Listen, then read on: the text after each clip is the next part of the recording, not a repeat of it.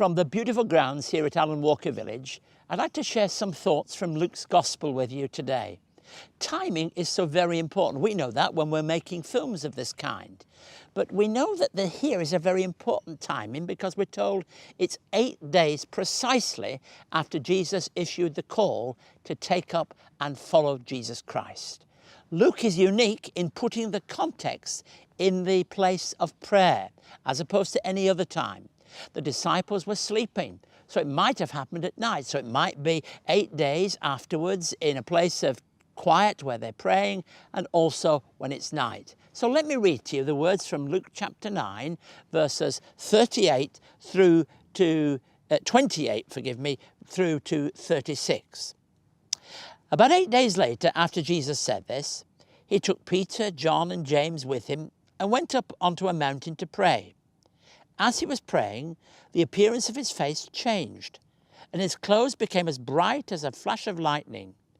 2 men, Moses and Elijah, appeared in glorious splendor, talking with Jesus. They spoke about his departure, which he was about to bring to fulfillment at Jerusalem. Peter and his companions were very sleepy, but when they became fully awake, they saw his glory and the 2 men standing there with him.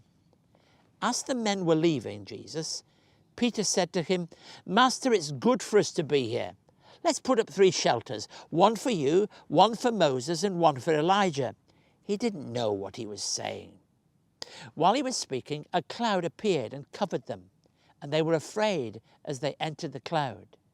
A voice came from the cloud saying, "This is my son whom I have chosen. Listen to him."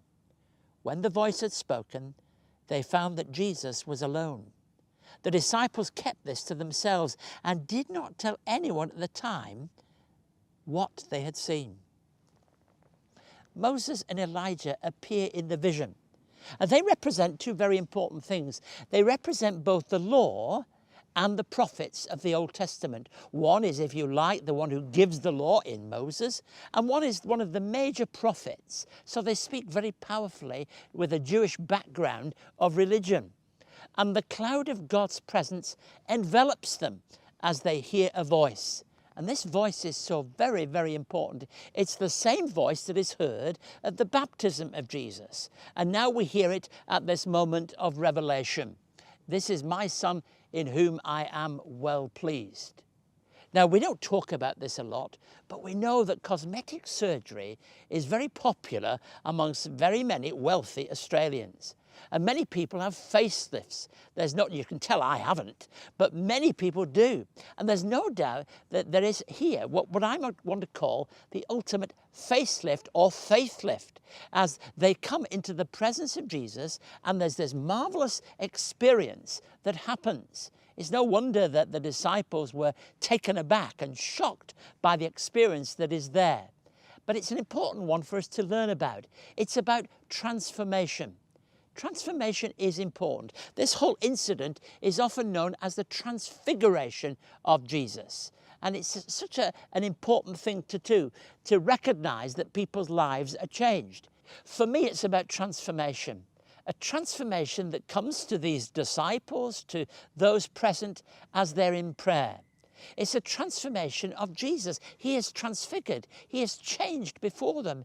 It's that word transformation that really is such an important one. It's a bit like the grub that eventually becomes a beautiful butterfly, a complete and utter transformation. And it's this vision that comes alive for them. I've no doubt that these disciples would remember these moments for the rest of their lives. And on the edge of Lent, and we begin that journey as we climb toward Easter, it's good to catch a vision of Jesus Christ. For we are changed as we are able to look at Jesus Christ, as we're able to catch a vision in our own lives of what he has to say to us. In this village, people's lives have changed, as Adam has said, as they become part of a community. For Christian people, we are changed when we recognize our sense and life in terms of Jesus Christ. May God bless you as you begin to seek that way and that journey, which is always a way of transformation.